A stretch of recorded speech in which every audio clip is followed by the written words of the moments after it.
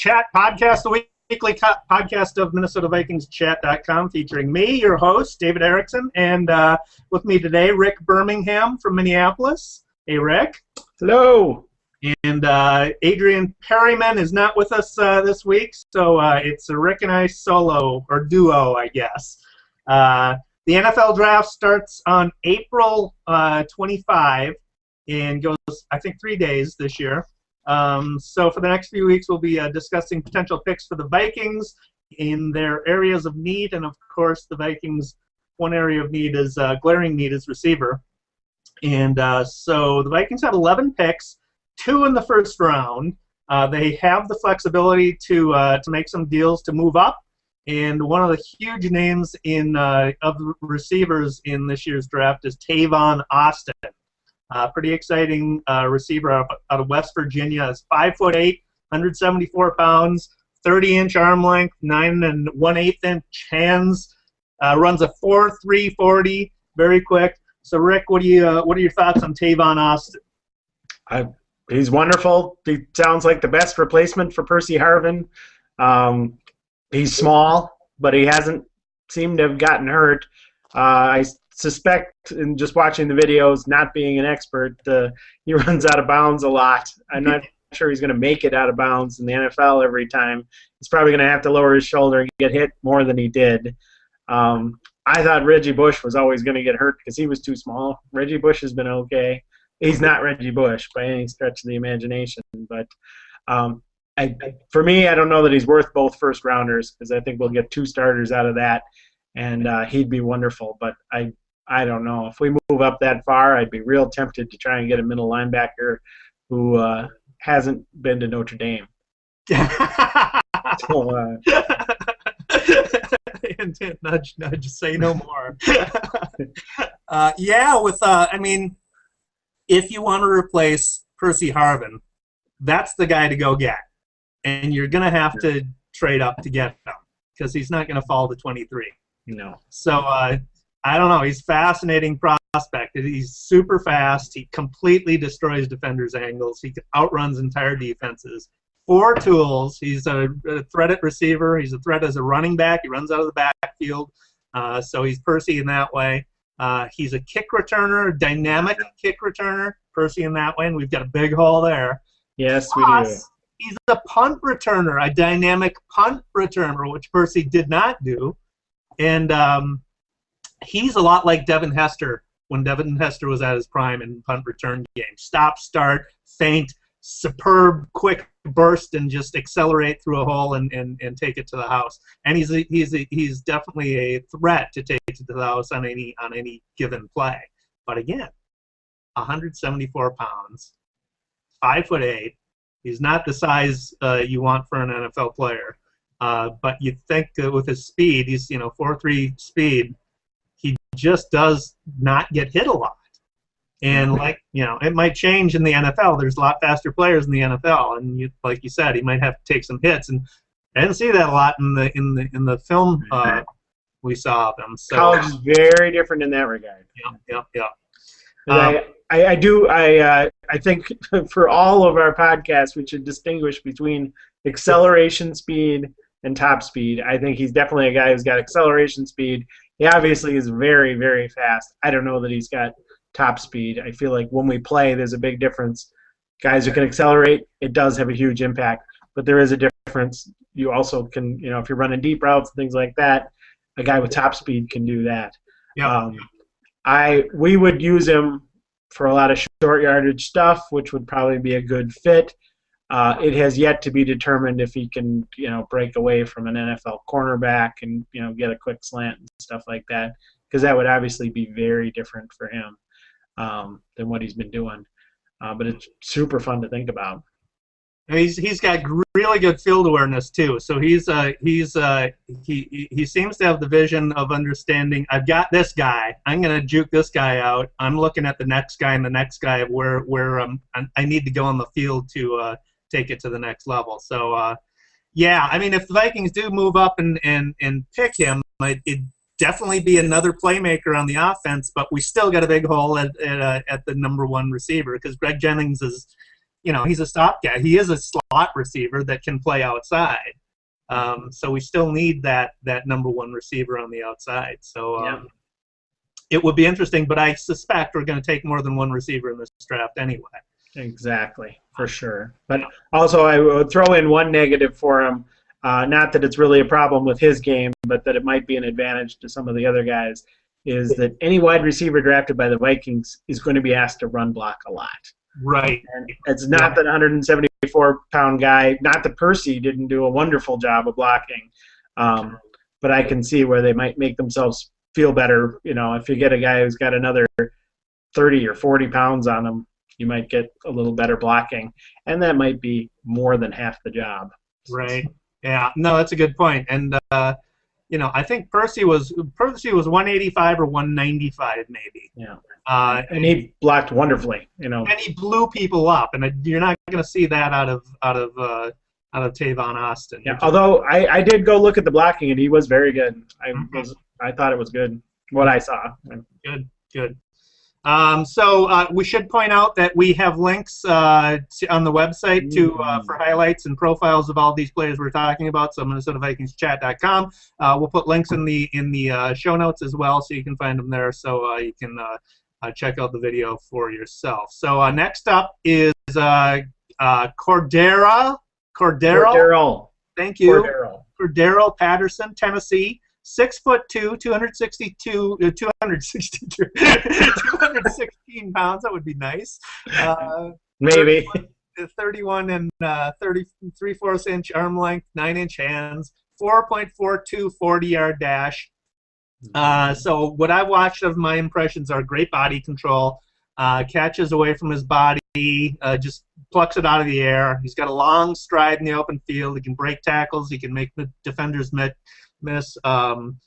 He can catch balls with defenders on top of him, draped all over him. He's got a big body, so he can shield defenders from the ball. Will catch the ball in traffic. Runs out of the backfield between the tackles. Does a lot of end arounds. He's an excellent kick returner.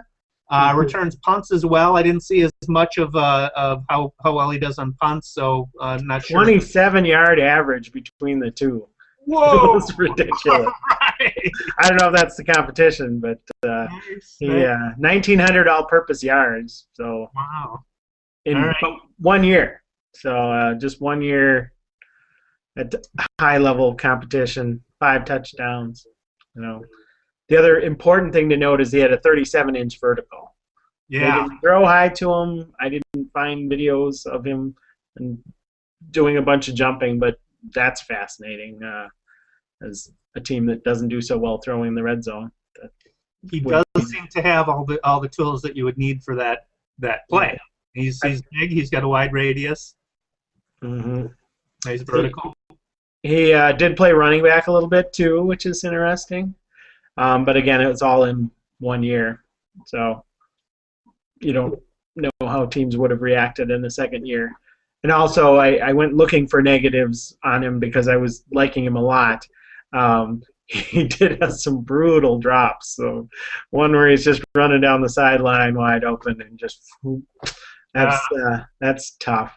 It didn't look like he was as committed to blocking as I would like the Viking wide receiver to be. If he's not. That doesn't have 4.3 speed. I'd like him to be blocking. I think we'll miss Jenkins a lot for blocking. Right. And, one of these guys, in order to be on the field, that might be how they get on the field as they learn, particularly somebody who only had a year of high-level college.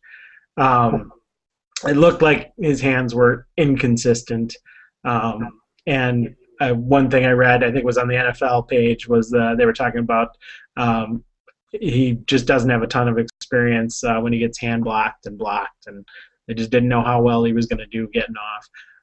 I assume that's something you can definitely work with, and he was fascinating as a prospect, and I do think he's the first one we really should talk about because I think Tavon's going to be gone, so it'll be interesting if he's there.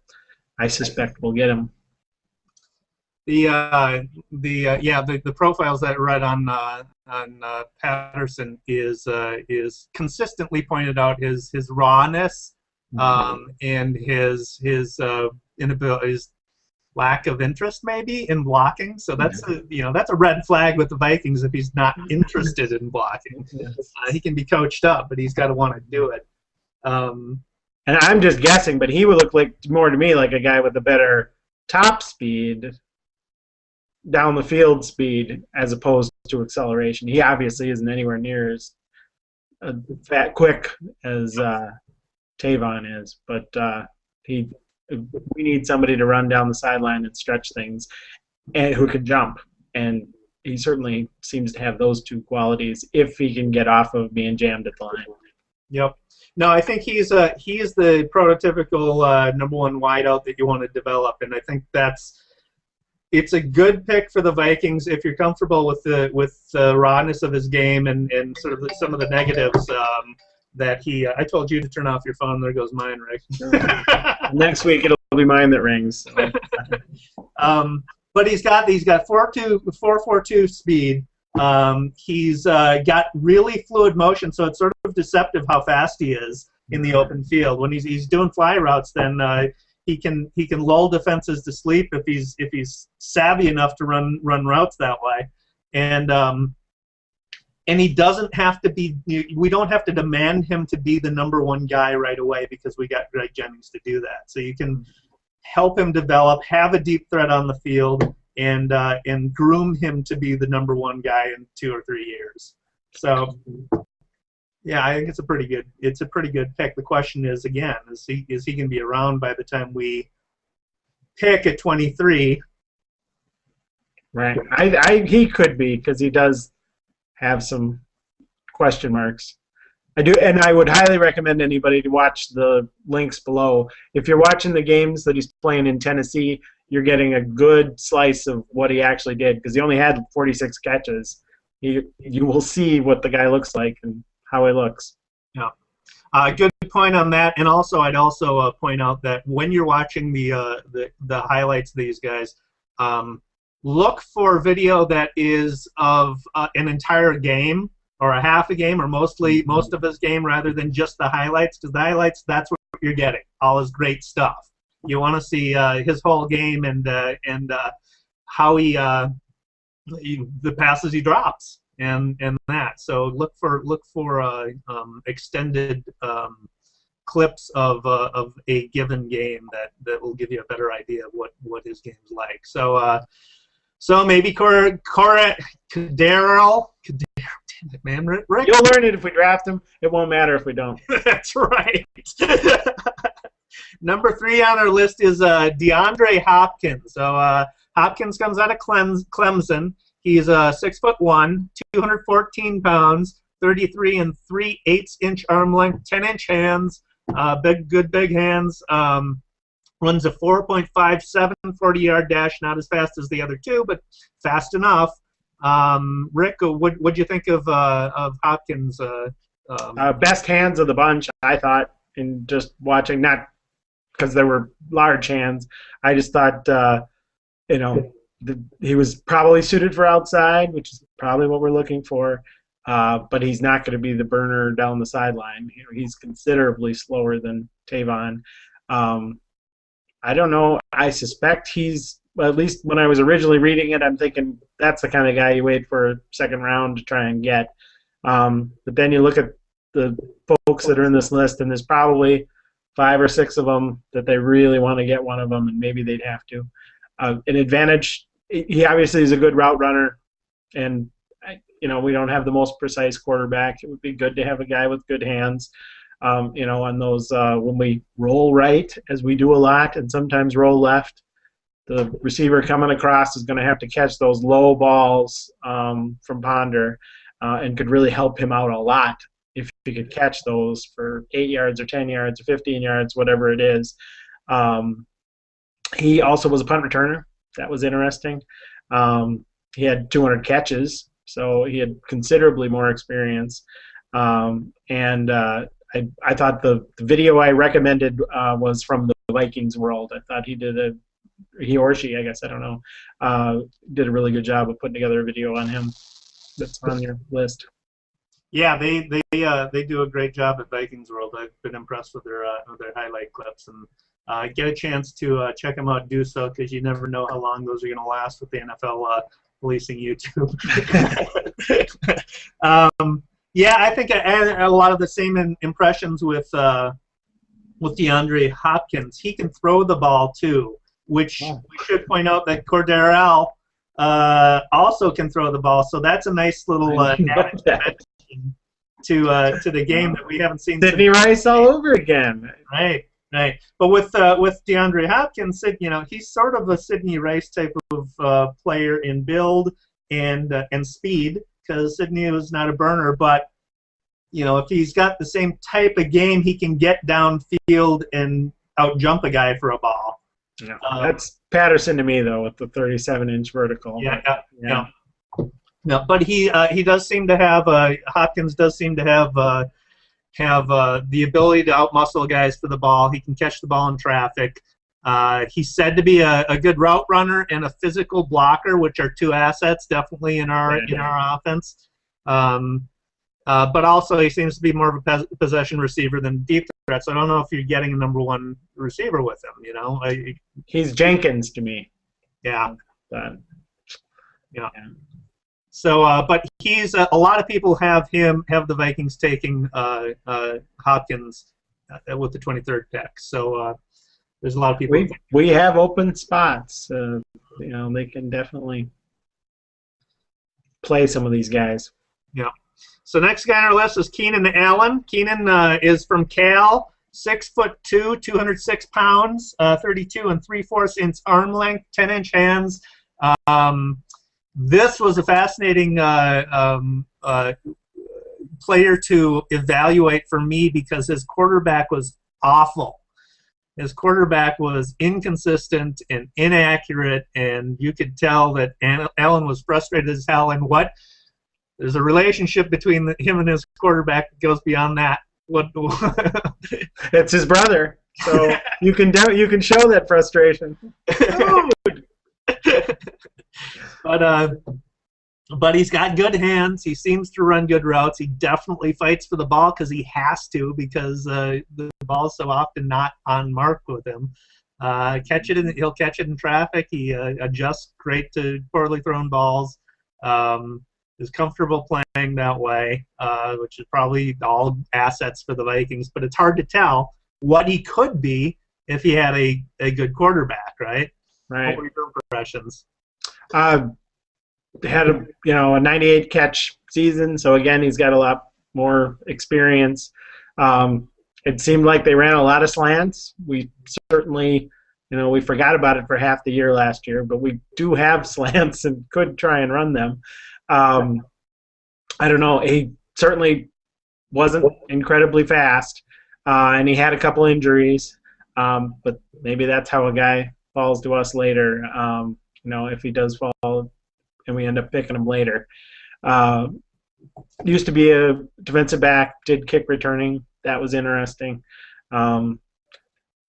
He seems very good, and that's 3 or 4 of these guys are kind of in a gray area together for me, and he's certainly one of them. They don't have elite speed, but they look like they'll be good receivers. Yeah. Didn't love his blocking, so for what I saw. This is another guy who a lot of people have us taking at 23rd. So it is one of the players, the receivers, as you pointed out. There's sort of 2 that are at the top, and the rest are more likely to fall to us than those 2. We'd probably have to move up to get. But yeah, one thing I noticed is he slips a lot. Oh. When he makes his cuts, when he's catching the ball and he'll do like a hitch route and turn to go upfield, he'll find himself on the ground a lot. I don't know what to make of that. Has he got bad cleats? Is he just too aggressive in his? I don't know what. Braces from his injuries. I don't know. So it was interesting, but something that stood out to me. So for what it's worth, our last receiver today is Quinton Patton. He's out of Louisiana Tech, 6 foot tall, 204 pounds, 32 and 7/8 arm length. 9 3/8" hands, 4.53 40-yard dash. He seemed to have some good hands. He catches the ball away from his body. He seems to adjust well. Looks sort of like he's got some good route running skills. Was thrown a lot of deep balls. I don't know, it's hard to tell in college whether he's a deep ball threat or not, but they did throw him a lot. It was great at the fade route. He tends to drop contested passes, and he does return punts, but I didn't see it didn't appear to me how well he'd be at doing it in the NFL. So it didn't look like he was an all-world beater, but he had done punt returner. I think what I saw was they were saying that, he could serve, but he wasn't going to be a regular punt returner. And mostly that was because he didn't always secure the ball right away, so you wouldn't necessarily trust him completely. Yeah, we've seen that before. We've been spoiled with Percy not dropping the ball on punt return and kick returns. Uh-huh. But very good stats. He looks like he's quick off the line. That's a lot of what we'll do is the short stuff. But, not elite speed by any stretch of the imagination. He looked like he fought a lot when he was blocking and stuff, and that was nice to see. And, I do look at these guys in this range and start to think about their blocking. He'd be big enough to do that. He's not as big as maybe Hopkins. But he'd be very good. We should say too that there's several other receivers that sort of should be in this discussion, but for the sake of brevity, we chose 5. So maybe we'll tackle a couple of more next week. Can I say a couple words about Robert Woods? Yes. Who I think might be the most likely. Yes. He's another one. He's a little faster than these guys. He's 4'5", he's 6 foot, 200 pound. He's a kick returner, and Gopher fans will certainly remember him. He destroyed the Vikings the Gophers when he was with USC. He got a kick return for a touchdown, I think, after we got one, and he had like 17 catches, and so I think that game was here. I think he likes Minnesota, so I thought he was worthy of mention. He was hurt in 2011. Sounds like maybe he had to have surgery on the ankle again, and he's not super strong, and he had some drops, but he seems like, in the mix with the others. He's a track guy. Makes me think of Robert Smith whenever you say that, and sort of like that. So they didn't throw to him downfield much.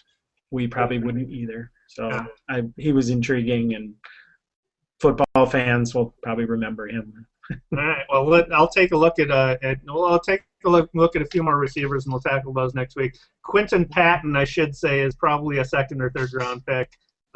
Robert Woods sounds like he might be bottom of the 1st round, 2nd round pick.